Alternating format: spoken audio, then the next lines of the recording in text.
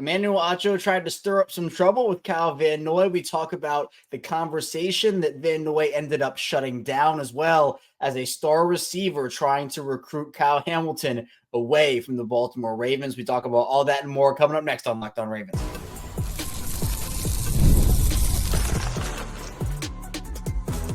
You are Locked On Ravens, your daily Baltimore Ravens podcast. Part of the Locked On Podcast Network, your team every day.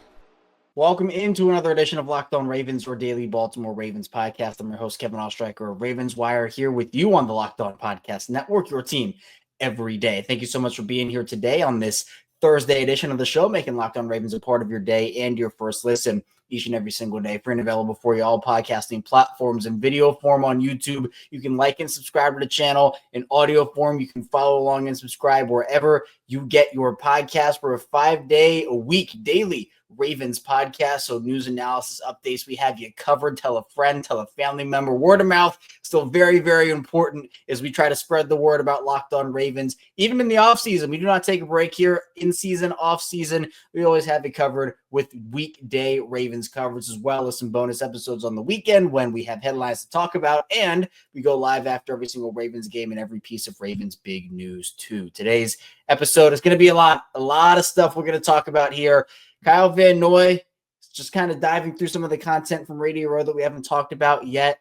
There was a conversation that Van Noy went on the facility, so that's LaShawn McCoy, Emmanuel Acho, James Jones, Chase Daniel, and Emmanuel Acho tried to stir up something over there on the facility. Kyle Van Noy shut down that talk, though, and also in the process gave the Ravens organization a glowing review. So we'll talk about what that whole thing was. Then we'll dive into a star receiver trying to recruit Kyle Hamilton away from the Baltimore Ravens. Obviously, a lot of people don't really expect Kyle Hamilton to go anywhere, but this receiver certainly tried to throw a soft recruiting pitch into an interview that they did together. And then finally, the Ravens continue to make hires, and I think this one is going to be actually sneaky underrated. So we'll talk about the coach and how this Ravens coaching staff has taken shape over the course of these last couple of weeks. So let's start off here with Kyle Van Noy. Van Noy has been absolutely incredible. Obviously, every stop he has been the ultimate teammate, somebody who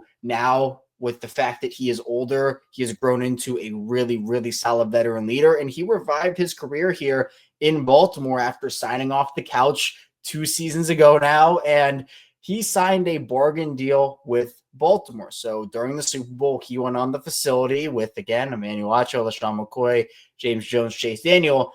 And Emmanuel Acho started to bring up, oh, well, you know, Cal, you signed this big contract, or I guess big. It wasn't really that big. It was a small deal compared to the production. He said, you have 12.5 sacks, but you only signed a $9 million deal. That doesn't add up to me. That sounds like a holdout to me. Are you stepping back on the field till you get your paper?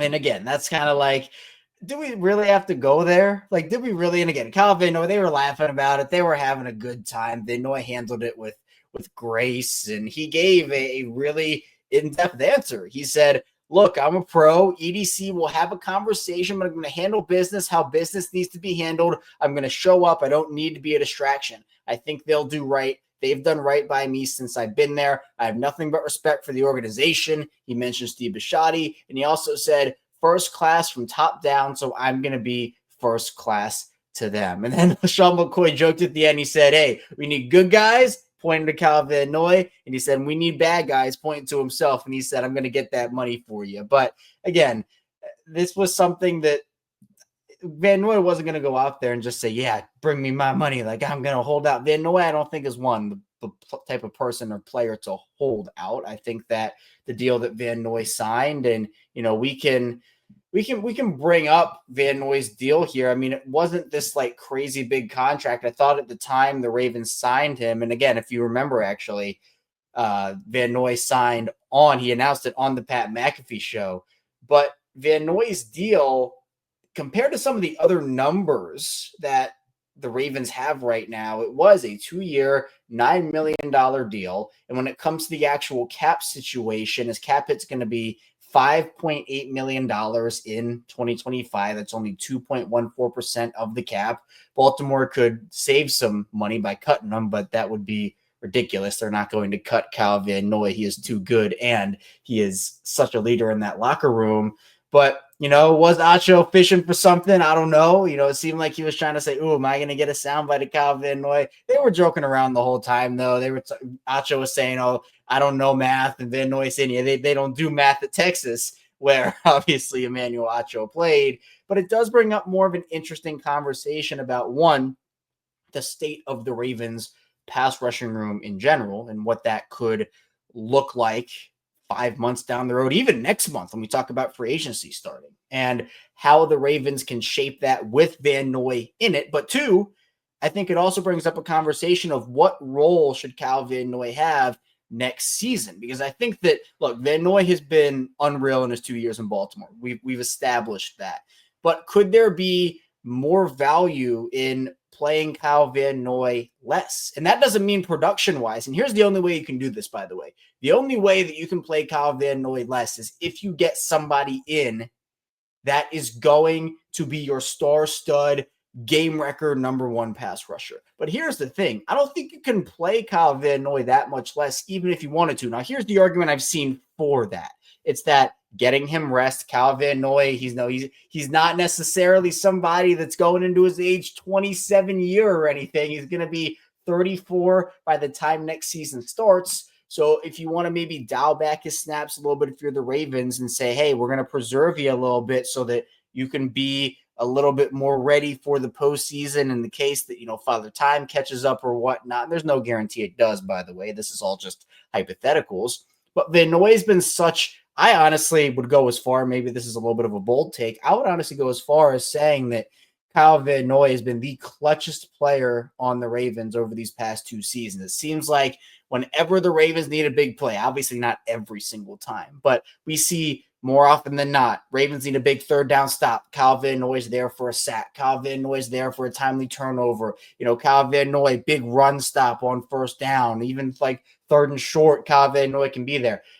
That to me is just like, I get the argument for it of maybe playing Kyle less, but the money that he's on, maybe they do. And look, I think that Van Noy actually hinted at something here where maybe they will have a conversation about maybe an extension. I think that would be solid. I mean, look, if they can lower that cap hit, Kyle Van Noy, again, 5.8, 5.9 million, they can maybe lower that to around what it was last season, which was 3.6. And then you're able to maybe add 1 or 2 years onto that deal, because it feels like Kyle Van Noy, much like we talked about with Derrick Henry on yesterday's show, be sure to check that out, seems like he might want to retire as a member of the Ravens. Now, he hasn't explicitly said that. Derrick Henry did, apparently. So that's maybe the difference there. But it feels like it's another situation, and we had this conversation with Derrick Henry yesterday, of a veteran player with a ringing endorsement. This is about the best thing that could come out of Super Bowl Radio Row week if you are the Ravens, because in this question that Emmanuel Acho pried with came out of it, Kyle Van Noy, one, as I mentioned, handling with grace, but two, if you're a free agent, you're looking for a place to go. Maybe you are a vet. You're in your age 31, 32 season, looking for maybe one more shot, one more contract, and an opportunity to go win a Super Bowl if you haven't done that yet. Kyle Van Noy saying, they've done right by me since I've been there. I have nothing but respect for the organization, first class from the top down.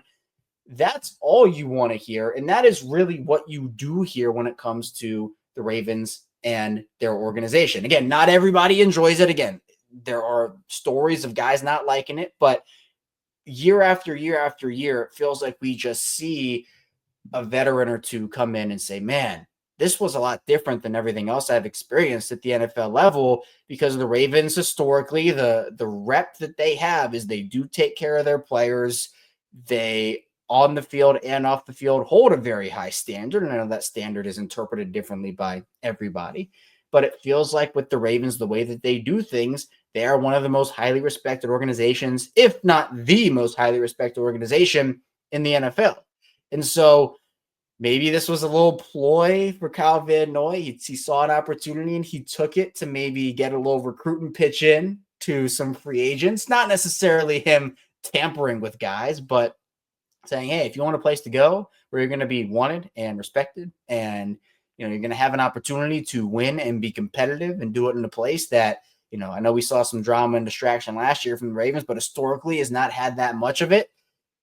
Maybe the Ravens are the place for that vet to go. And you hear about guys coming in, Calais Campbell being a recent example of that. And, everybody who has come, well, not everybody again, but most people who have come in through that veteran pipeline, Kyle Van Noy being another, like the latest addition to this, having rave reviews about the organization. And I think that does go a long way because word travels. And these guys might be talking to each other. They have friendships throughout the league, and maybe a guy's a free agent. He hits up, let's say, Kyle Van Noy and says, hey, man, in limbo here. Don't really know what my next step is. I really only have one more deal left. Where should I consider? And Kyle Van Noy could say, hey, man, come play with me. Come play with us, and then he lists out the reasons, and then that vet comes in. He has a great time, and then someone will ask that vet, and then they'll come. So it's a cycle. And so from a question about a holdout to, again, Kyle Van Noy kind of shut that down. He forcefully shut down that conversation. What came out of it was an answer about the Ravens organization that we could look back on and say, who knows, maybe that vet saw what Kyle Van Noy said, gave him an opportunity to reevaluate his options and come to Baltimore. So we'll see how it unfolds, but Kyle Van Noy did handle the situation with grace. And again, they were all just joking around on there, but Acho trying to pry a little bit in there, see if you can get something maybe. And Kyle Van Noy saying, well, I'm a pro and we're going to handle that how it's going to be handled. So kind of an interesting way to have a conversation happen on Super Bowl Radio Row, but there were a lot of really, really crazy conversations that happened down there in New Orleans that we've talked about. One that didn't happen in New Orleans, a star receiver tried to recruit Kyle Hamilton to his team on the Mina Kimes show. So we're going to talk about that coming up on Locked On Ravens. Who said it, what it could mean, and we'll take a look at that Kyle Hamilton extension too and when that could be coming down the pipeline. Stay tuned. We got a lot coming up on the show.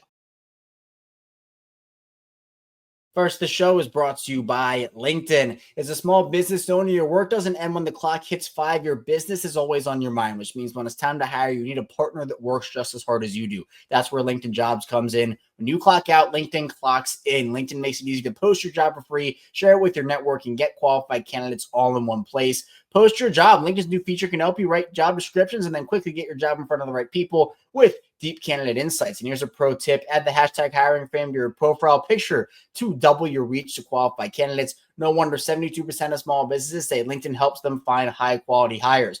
Post your job for free at linkedin.com/LockedOnNFL. That's linkedin.com/LockedOnNFL to post your job for free. Terms and conditions apply. We're back. Our second segment, Locked On Ravens. Kevin Oestreicher here with you still, talking Ravens football. Appreciate everybody again for being here. Hit that like and subscribe button in video form and audio form for 5 days a week plus more of daily Ravens coverage in season, off season. We're going to have a lot of content coming your way this off season. I'm pumped for free agency. We are less than a month away from that. Time flies during the off season. I know it's a long off season overall, but they're nice little checkpoints, right? You got free agency in March. The draft comes up about a month or two after that. And then before you know it, you're at OTAs, minicamp, training camp, and then we're at the regular season. So we'll have all that coverage for you and more on Locked On Ravens. But let's talk about another big story. And this was in an interview. Kyle Hamilton talked with Mina Kimes, and on this interview was also Puka Nacua, the Rams star wide receiver. And these guys were talking about a lot of different things. Kyle Hamilton had some comments about how the Ravens could get better. And, he said that in that regard, feels like they get into a groove in the regular season, have about like a 6-week period where they're blowing out everybody. But then coming from behind, high leverage games, there are some areas they can improve there. But Mina Kimes asked them to both compliment each other's game and like give analysis on the other person. And so Puka gave analysis on Kyle. Kyle gave analysis on Puka. When Puka was talking about Kyle, at the end of his answer, he was talking about how, he's so versatile and this, that, and the other.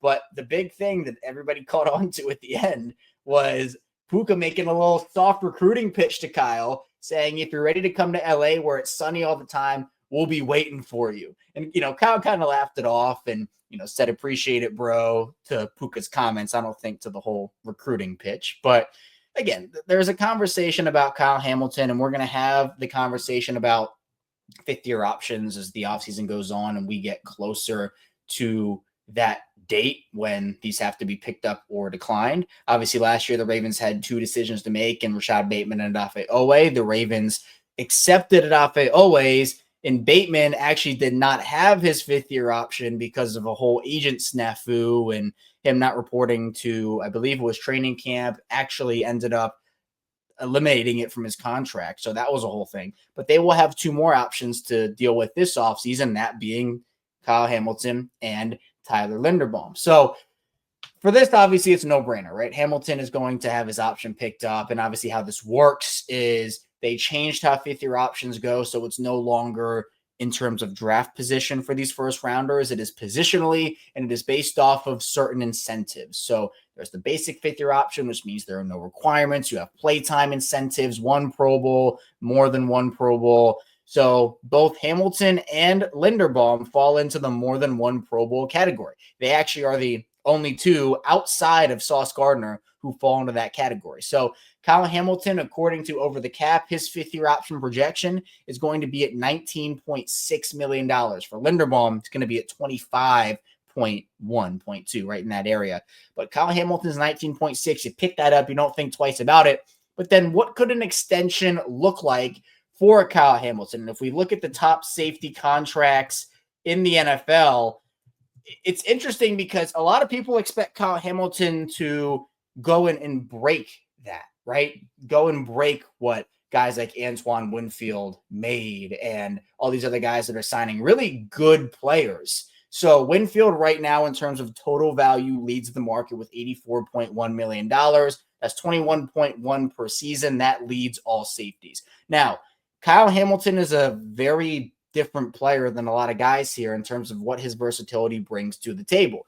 I could see Kyle Hamilton, if the Ravens really wanted to, giving him a 5-year deal worth maybe 110, 5 years, 110, because I think that Hamilton is going to break what Winfield got. And when you look at the guaranteed money, Winfield leads that category as well with $45 million guaranteed. So do you give Hamilton 5 for 110 with 50 guaranteed, right? Do you give him that $25 million per year threshold? I think that the way these contracts have scaled up, it has been, the top 5, Marcus Williams being one of them, which is crazy to think about, but just for comparison's sake, we'll bring the Marcus Williams contract into it. Average annual value wise, it's Marcus comes in at 8th there. So it goes 14, 14.5, 16, 16.75, 18, 18.4, 19, 21. So obviously TV deals have something to do with this. The cap and what it actually will be set at has something to do with it. If I'm the Ravens, I'm trying to get this deal locked in because I feel like the longer you wait with this, the more expensive Kyle Hamilton will be. And I'm fine with Baltimore taking a risk on if either Hamilton or Linderbaum were to get injured, which obviously, knock on wood, hopefully that is not the case here. I don't think Hamilton's going anywhere. I mean, it was a nice try, right? I think, look, Nacua tried to get something in there. I don't think Hamilton's going to LA. If anything, Puka, I think it's more likely he goes to Baltimore than it is Hamilton goes to LA or any place. The Ravens would be absolute fools to let Hamilton walk out the door. If you have to overpay for him, you have to overpay for him. But I don't even think there is an overpay for Kyle Hamilton. Maybe 4 years, 150, right? You get a little crazy with that money. But Hamilton is, I think, the heart and soul of that Ravens defense. Obviously, a lot of people could point to Roquan as well, but he just does so much for this team. And the way the safety market is right now, I think you take advantage of it where you can sign Hamilton to an extension. I just think you get it done. Maybe you can go and give him like a 4-year, $90 million deal. Maybe you could go 4 years, $92 million, something along those lines. And you can up that guaranteed money because it does look like it's not that big of an upgrade, at least in terms of top 5 guaranteed money. Ravens gave Marcus Williams 32. Jesse Bates got 36. Minka got 36. Derwin James got 38. And then Antoine Winfield got 45. So Hamilton is a unique player, and maybe that does constitute more of a unique contract. And I'm sure that's what, the conversations will be like. But it is interesting because, look, other teams, other players, they want to play with Kyle Hamilton. And so I don't think it's a matter of if the Ravens extend him. I think it's a matter of when the Ravens extend him. And that is one of the many extensions Baltimore will have to figure out including Linderbaum, including Zay Flowers, Isaiah Likely, Rashod Bateman again. They have a lot of those contracts that are going to come up. And so this to me is the year. And plus what the Ravens can do with Hamilton, and this is probably what they will do, you can backload that deal. And what the Ravens do with that is, as some of those other deals get more expensive, so obviously Mark's deal now is more expensive than it was. Mark Andrews, I'm talking about. Roquan Smith's deal will get more expensive, and those deals go up in value in terms of cap hit over the years. They can have that happen because if you backload those deals, so Hamilton's deal, his cap hit could be $1 million the first year of the extension, or $2 million. And then that money over the next, let's say it's a 5-year deal, first year, second year, it goes maybe $2 million, $3 million cap hit wise. And then it skyrockets up to 18 million, 20 million, whatever that could be. And it allows you to have your good young players on those cheap cap hits in the first 2 years, while having those other deals get expensive and then expire. And then the younger player deals will then fit into those expensive slots, and you sign other guys to lower deals. So it's all how you maneuver the cap. The Ravens will try to move money around this offseason, I'm sure. And this isn't a situation where the Ravens won't have money to re-sign Kyle Hamilton, because I think Kyle Hamilton is your number one priority. Once you start to get to other guys, like you probably won't be able to keep Mark Andrews and Isaiah Likely together past this season. If they even are together this season, we'll see what the Ravens do with Mark Andrews. So Hamilton's a guy that is one of the most talented players in this league. And, I wasn't expecting Puka to say that. I mean, I think that, we're in the day and age of, players recruiting others and getting on social media, getting on interviews and doing it. And the interview, by the way, with Mina Kimes, and go watch it, go listen to it. It is a really, really good interview. So I would say that, hey, if Puka, if you want to come to Baltimore, there's something we can maybe work out. But in terms of Kyle Hamilton, I don't see him going anywhere anytime soon. In fact, I could certainly see him being a Ravens lifer if it all works out, and I really hope that he is. Coming up in the final part of the show, the Ravens continue making coaching hires. We'll talk about the latest one and so much more coming up on Locked On Ravens. First, the show is brought to you by FanDuel. When the game tips off, the NBA action is just getting started, and there's no better place to get in on it than FanDuel, America's #1 sports book. With FanDuel, you can place live bets throughout the game. So even if you miss the opening tip-off or want to bet on a fourth quarter comeback, you can stay in the action. And if you're looking for a bigger payout, you can even combine your live bets into a same-game parlay. I love using FanDuel's live betting feature because it keeps every moment of the game exciting. Whether I'm backing my team for a late-game rally or picking a player to hit a clutch three, I never feel like I missed my chance. Plus, the app is easy to use, and when you win, you get paid instantly. Right now, new FanDuel customers can get $150 in bonus bets if your first $5 bet wins. Just visit FanDuel.com to join today. That's FanDuel.com for your shot at $150 in bonus bets. Make every moment more. FanDuel, the official sports betting partner of the NBA. We're back here, our final segment of Locked On Ravens. Kevin Oestreicher still rocking out with you here on this Thursday. We're going to dive in now to the Ravens' continued coaching carousel. They haven't necessarily had the big changes, the big losses that they had last season. That was utterly crazy. I mean, the Ravens have been a coaching factory for, you can go back as far as you want to with that. It just feels like the Ravens every year have had a ton of, whether it's assistant coaches, coordinators, just taken away from them. That hasn't been the case this year. It's been really nice and refreshing to see the Ravens be able to build up their coaching staff with guys like Chuck Pagano, et cetera, instead of having to fill voids and losses that they did not want, or they were not necessarily, I don't know if expecting is the right word, but they didn't want to have happen. So now you have a situation where, yes, you were able to get rid of Chris Hewitt on your own accord, and Mark DeLeon, Doug Mallory, and you bring in guys like Chuck Pagano, who I mentioned, but also the newest addition to the Ravens coaching staff, or at least one of them, there are actually a couple here, Donald DeLisio.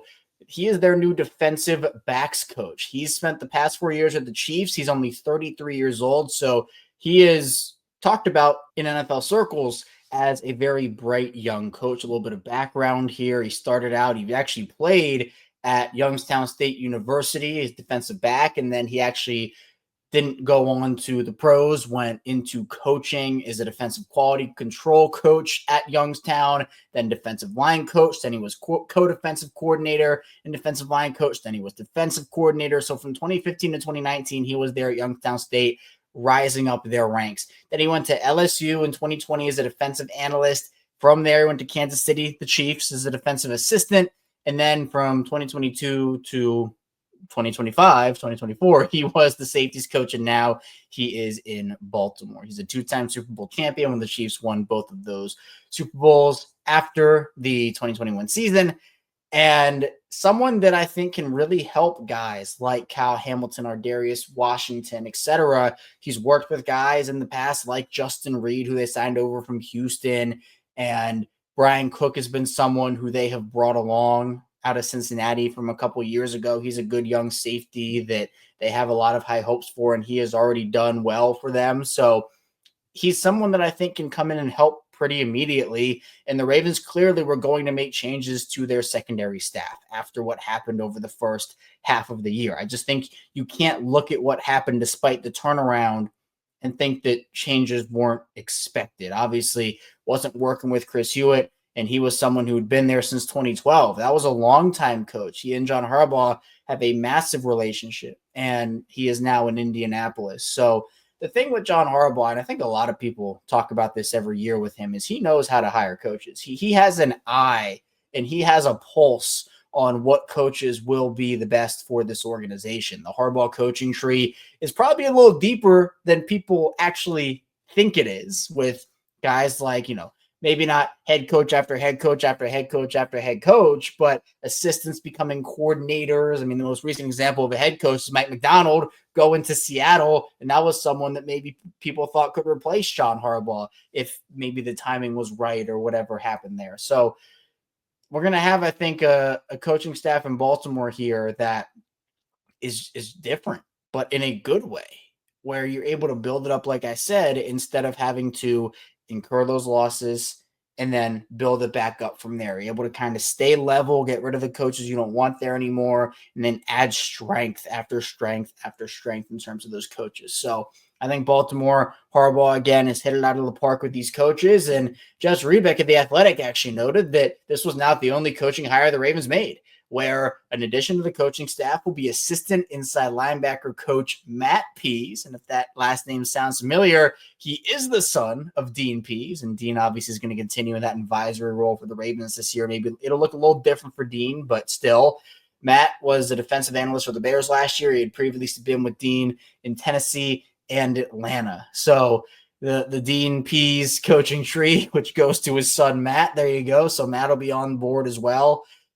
I think this year, look, you're bringing in an influx of new coaches, influx of new opinions, and new ways to go about these positions. Where obviously when you talk about the inside linebackers and how that went for them last season, we talked about the fact that the Ravens already hired their inside linebackers coach, but it wasn't great for them last season in terms of inside linebackers, where Roquan had a tough start to the season and really, in terms of Roquan standards, was not up to those standards. Trenton Simpson didn't perform nearly as well as anybody thought, and obviously he had to be benched for guys like Malik Harrison and Chris Board.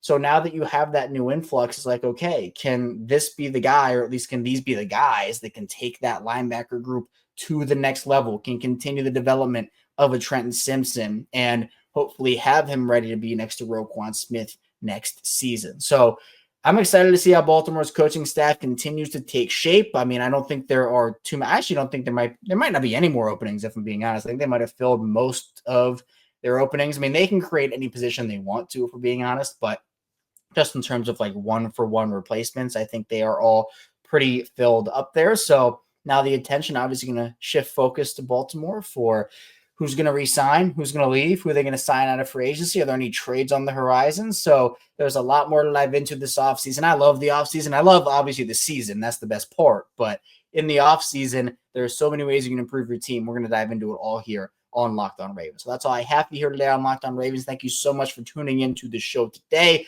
On the way out, as always, hit that like and subscribe button in video form and follow along in audio form 4 or 5 days a week, plus more of daily Ravens coverage coming up tomorrow, rounding out the week with more Ravens content. So be sure to stay tuned for that. I'll see you right back here tomorrow on Locked On Ravens.